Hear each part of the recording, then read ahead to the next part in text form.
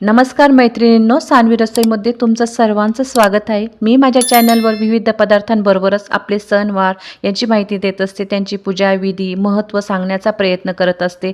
आता लवकरच अधिक मास सुरू होणार आहे, तर आजच्या व्हिडिओमध्ये आपण अधिक महिन्याविषयी माहिती पाहणार आहोत। अधिक महिन्यात काय करावे, काय करू नये, जावयाला वाण कसे द्यावे, त्याचप्रमाणे सुवासिनी स्त्रिया जोडवी का बदलतात, तर जावई नसेल तर हे दान कोणाला द्यावे याची संपूर्ण माहिती पाहणार आहोत। तर व्हिडिओ हा शेवटपर्यंत पहा। अजूनपर्यंत जर तुम्ही माझ्या चॅनलला सबस्क्राईब केलेलं नसेल तर सबस्क्राईब करा, सोबतच जे बेल आयकॉनचं बटन आहे ते देखील प्रेस करा। दर 3 वर्षांनी येणाऱ्या अधिक मासाला पुरुषोत्तम मास किंवा धोंड्याचा महिना किंवा मलमास असे देखील म्हटले जाते। चैत्र ते अश्विन या महिन्यामध्ये अधिक मास येत असतो। मार्गशीर्ष, पौष, माघ या महिन्यात अधिक महिना येत नाही। क्वचितच कधीतरी फाल्गुन महिन्यात अधिक महिना येत असतो। यावर्षी 2026 मध्ये अधिक महिना हा 17 मेला रविवारी सुरू होणार आहे आणि 15 जूनला सोमवारी समाप्त होणार आहे। हा अधिक महिना ज्येष्ठ महिन्यात आलेला आहे, त्यामुळे अधिक ज्येष्ठ आणि निज ज्येष्ठ असे ज्येष्ठ महिन्याचे 2 महिने असणार आहे। या महिन्यात व्रत, उपवास, दानधर्म, गंगास्नान याला खूप महत्त्व आहे। गंगास्नान केल्याने पापातून मुक्ती मिळते व पुण्य मिळते। गंगेची पूजा करून दीपदान करावे, या महिन्यात उपवास करावे किंवा मौन भोजन करावे, व्रत करावे किंवा एखादी आवडता पदार्थ आपण न खाण्याचेही व्रत करू शकतात व महिन्याच्या शेवटी सत्पात्र ब्राह्मणाला त्या पदार्थाचे दान करून मगच सेवन करावे। अधिक महिना हा भगवान विष्णूंचा आहे, त्यामुळे विष्णू किंवा विष्णूची जी रूपे आहेत त्यांची आपण सेवा करू शकतो। त्यांचा अवतार असलेले कृष्णाची आपण सेवा करू शकतो। या महिन्यात विष्णू सहस्रनामाचे वाचन करावे, अधिक मास महात्म्य वाचावे, तसेच गाईला गोग्रास द्यावा, देव्हाऱ्यामध्ये अखंड दीप लावावा, त्याचप्रमाणे सकाळी सूर्याला अर्घ्य द्यावे व संध्याकाळी तुळशीला तुपाचा दिवा लावावा। ही सर्व सेवा आपल्याला या महिन्यात करायची आहे। अधिक महिन्यामध्ये जावयाला वाण देण्याची प्रथा आहे। हिंदू संस्कृतीमध्ये जावई हा विष्णूचे रूप मानला जातो व मुलगी ही लक्ष्मी, त्यामुळे आपण मुलीला लक्ष्मीनारायणाचा जोडा असे म्हणत असतो। जावई आपल्या लेकीची काळजी घेतो, तिची आवडनिवड जपतो, त्याची कृतज्ञता म्हणून जावयाला वाण दिले जाते। काही भागामध्ये लग्नानंतर 3 वर्ष, काही भागात लग्नानंतर 5 वर्ष वाण देण्याची प्रथा आहे। आपण आपल्या आवडीनुसार कितीही वर्ष हे दान देऊ शकतो। अधिक महिन्यात जावयाच्या सवडीनुसार त्यांना घरी बोलवावे, त्यांचा मानपान केला जातो।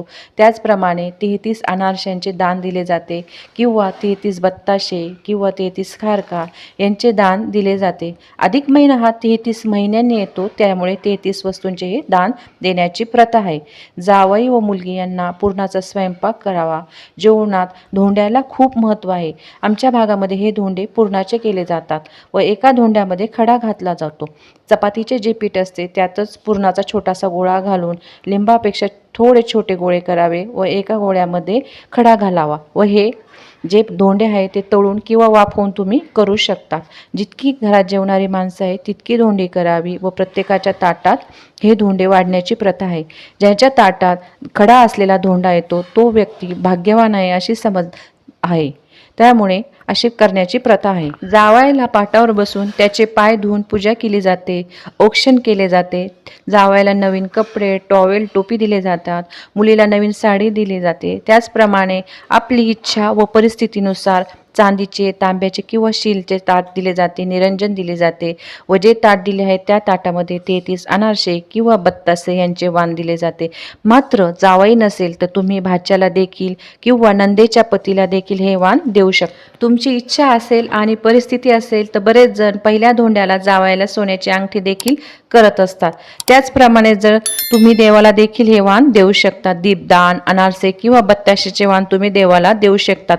लक्ष्मीनारायण मंदिरामध्ये किंवा कृष्णाच्या मंदिरात तुम्ही हे वाण देऊ शकतात।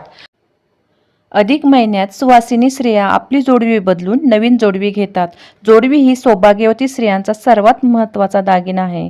त्याचप्रमाणे याला शास्त्रीय तसेच ज्योतिषशास्त्रानुसार देखील महत्त्व आहे। शास्त्रीय दृष्टीने जोडवी पायाच्या ज्या बोटात घातली जातात तेथील नस दाबली जाते, जिचा संबंध गर्भाशयाशी आहे। यामुळे मासिक पाळीच्या समस्या दूर होतात, प्रजनन क्षमता सुधारते, त्याचप्रमाणे थायरॉइड देखील नियंत्रित राहतो। ज्योतिषशास्त्रानुसार याचा संबंध चंद्रग्रहाशी आहे, त्यामुळे चंद्राचे शुभ फळ मिळते. लग्नात नवरीला मंगळसूत्र व जोडवी घातली जातात. ही जोडवी पती व पत्नी यांना जोडण्याचे काम करतात, म्हणूनच कदाचित त्याला जोडवी म्हणत असतील. त्यामुळे अधिक महिन्याची आठवण म्हणून व जुने सर्व मतभेद विसरून पती पत्नी यांच्यातील प्रेम वाढून नव्याने सुरुवात करण्यासाठी जुनी जोडवी देऊन नवीन जोडवी करण्याची प्रथा आहे. अधिक महिन्यात विवाहित मुलीने आपल्या आईची ओटी भरावी. इतर वेळेस कधीच मुलीने आपल्या आईची ओटी भरू नये, कारण तिच्या ओटीतच ती वाढलेली असते. म्हणून फक्त अधिक महिन्यातच आईची ओटी भरावी, कारण आईने आपल्या मुलीला प्रेमाने वाढवून लहानाची मोठी केलेली असते व लग्नात कन्यादान करून खूप मोठा त्याग केलेला असतो. त्यामुळे अशी आई खूप पुण्यवान स्त्री असते. त्यामुळे आईच्या या सर्वोच्च त्यागाबद्दल कृतज्ञता व्यक्त करण्यासाठी व पुण्य मिळवण्यासाठी आईची खणा नारळाने ओटी भरावी, तिला छानशी साडी घ्यावी व पुण्य मिळवावे. आता आपण अधिक महिन्यात काय करू नये ते पाहू. तर अधिक महिन्यात कुठलंही शुभ कार्य करू नये. साखरपुडा, विवाह, वास्तुशांती, मुंज तसेच मंदिरातील प्राणप्रतिष्ठा मूर्तीची हे शुभ कार्य या महिन्यात करू नये. अधिक महिन्यामध्ये दानधर्म, देवपूजा याला ज्याप्रमाणे महत्त्व आहे, त्याचप्रमाणे पितृसेवेला देखील खूप महत्त्व आहे. त्यामुळे अधिक महिन्यामध्ये पितृसेवा नक्की करावी. त्यासाठी तुम्ही भागवत ग्रंथ हा वाचू शकतात. त्यामुळे तुम्हाला पितरांचे आशीर्वाद मिळतात आणि पितरांना मुक्ती देखील मिळत असते. मोठा जर ग्रंथ असेल तर तो थोडा महिनाभर तुम्ही वाचू शकतात, किंवा त्याऐवजी संक्षिप्त भागवत येते, त्याला 1.5 ते 2 तास फक्त लागत असतात, त्याचे देखील तुम्ही वाचन करू शकतात. महिनाभर जरी शक्य झालं नाही तर निदान एकादशीला तरी तुम्ही त्याचे वाचन नक्की करा. त्यामुळे पितरांना मुक्ती मिळेल आणि पितरांचे आशीर्वाद देखील तुम्हाला लाभतील. तुम्हाला जर हा व्हिडिओ आवडला असेल तर व्हिडिओला लाईक करा, चॅनलला सबस्क्राईब करा आणि सोबतच जे बेल आयकॉनचं बटन आहे तेही प्रेस करा, म्हणजे तुम्हाला येणाऱ्या व्हिडिओचे नोटिफिकेशन लगेच मिळेल.